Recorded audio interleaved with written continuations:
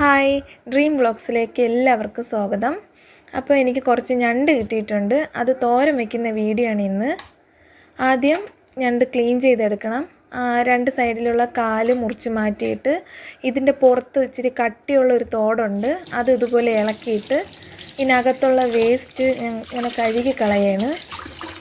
പിന്നെ ഇതിൻ്റെ രണ്ട് സൈഡിലും സ്പോഞ്ച് പോലൊരു ഇതുണ്ട്, അതും ഇതുപോലെ ഒന്ന് ഇളക്കി മാറ്റണം. പിന്നെ ഇതിൻ്റെ ചെറിയ കാലൊന്ന് മുറിച്ച് മാറ്റുകയാണ്. അതിനകത്ത് മാംസമൊന്നും ഉണ്ടാവില്ല.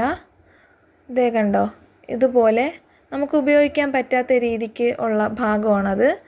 അതങ്ങ് മുറിച്ച് മാറ്റുകയാണ്. ഞാൻ സ്ഥിരം ഇതുപോലെയാണ് ഞണ്ട് ക്ലീൻ ചെയ്യുന്നത്. ആദ്യം രണ്ട് സൈഡിലെ ആ വലിയ കാല് മുറിച്ചെടുത്തിട്ടാണ് ബാക്കി ചെയ്യുന്നത്. ഇനി ഞണ്ട് തോരൻ ആവശ്യമായ സാധനം, ഞാൻ 2 സവാള എടുത്തിട്ടുണ്ട്.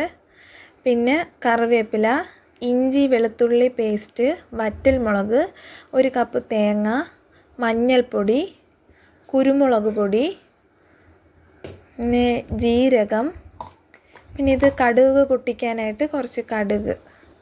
അപ്പോൾ ചട്ടി അടുപ്പിൽ വെച്ച് എണ്ണ ചൂടായപ്പോൾ ഞാൻ കടുക് ഇട്ട് കൊടുത്തു. പിന്നെ കടുക് പൊട്ടി തീർന്നപ്പോൾ വറ്റൽ മുളക് ഇട്ട് കൊടുത്തു. ഇതിനൊപ്പം തന്നെ കറിവേപ്പില ചേർത്ത് കൊടുക്കണേ. ഇതൊന്ന് മൂത്ത് വരുമ്പോൾ സവാള ഇട്ട് കൊടുക്കാം. സവാള ഇട്ട് കൊടുത്തു. സവാളയും കുറച്ച് ഉപ്പും കൂടെ ചേർത്ത് ഇതൊന്ന് ഇളക്കണം. ഒത്തിരി വഴന്ന് പോകണ്ട, ഒത്തിരി മൂക്കണ്ട. ഇനി ഞാൻ തോരനുള്ള അരപ്പ് റെഡിയാക്കുകയാണ്.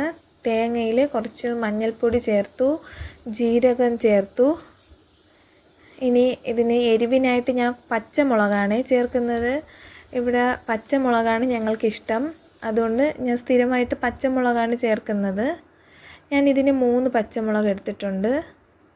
ഇതൊന്ന് അരച്ചെടുക്കണം. അപ്പോൾ ഞാൻ അരച്ചെടുത്തിട്ടുണ്ട്. ഞാൻ അരച്ചത് കുറച്ച് അരഞ്ഞു പോയി. ഇത്രത്തോളം അരയ്ക്കണ്ട, ചെറുതായിട്ടൊന്ന് ചതഞ്ഞ് വന്നാൽ മതി. അപ്പോൾ സവാള എന്തായെന്ന് നോക്കാം. സവാള ഒന്ന് കുറച്ച് വഴന്ന് വന്നിട്ടുണ്ട്. ഇനി ഇതിലോട്ട് ഞാൻ ഇഞ്ചിയും വെളുത്തുള്ളിയും കൂടെ അടിച്ചു വെച്ചിട്ടുള്ളത് ഇടയാണ്.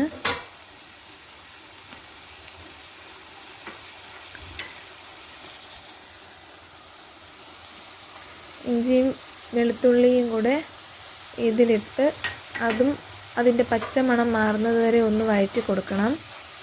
ഞാൻ തനിയാണ് വീഡിയോ എടുക്കുന്നത്, അതുകൊണ്ടാണ് ഇങ്ങനെ ഷേക്കൊക്കെ ആവുന്നത്. എല്ലാവരും ക്ഷമിക്കണം.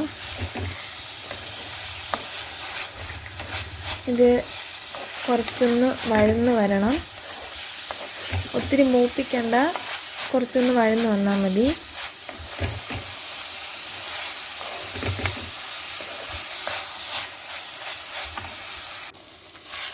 അപ്പോൾ സവാള റെഡി ആയിട്ടുണ്ട്.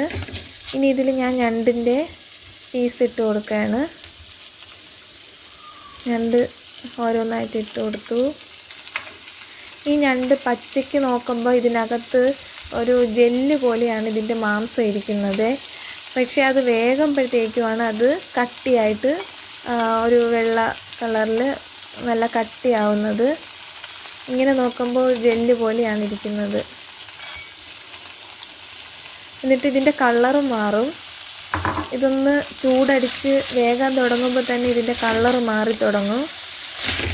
നമ്മൾ ഞാൻ വെന്തോന്ന് അറിയുന്നതും ഇതിൻ്റെ അകത്തെ മാംസം നോക്കുമ്പോൾ അത് നല്ല കട്ടിയായിട്ടിരിക്കും, പിന്നെ നല്ല കളറും ആവും. ഇനി നമുക്ക് കുറച്ച് നേരം മൂടി വെച്ചൊന്ന് വേവിക്കാം. ഇനി ഇതിനൊപ്പം നമ്മൾ അരച്ച് വെച്ചേക്കുന്ന കൂട്ടും ചേർത്ത് അതിനൊപ്പം ഞാൻ കുറച്ച് കുരുമുളകും കൂടെ ചേർത്ത് കൊടുക്കുകയാണേ. അരപ്പ് ചേർക്കുന്ന വീഡിയോ എടുക്കാൻ ഞാൻ വിട്ടുപോയി. അപ്പോൾ ഇത് ഇളക്കി നന്നായിട്ട് ആ കുരുമുളകും എല്ലാം ഇങ്ങനെ എല്ലായിടത്തും ആവുന്ന രീതിക്ക് നന്നായി ഒന്ന് ഇളക്കി യോജിപ്പിക്കണം.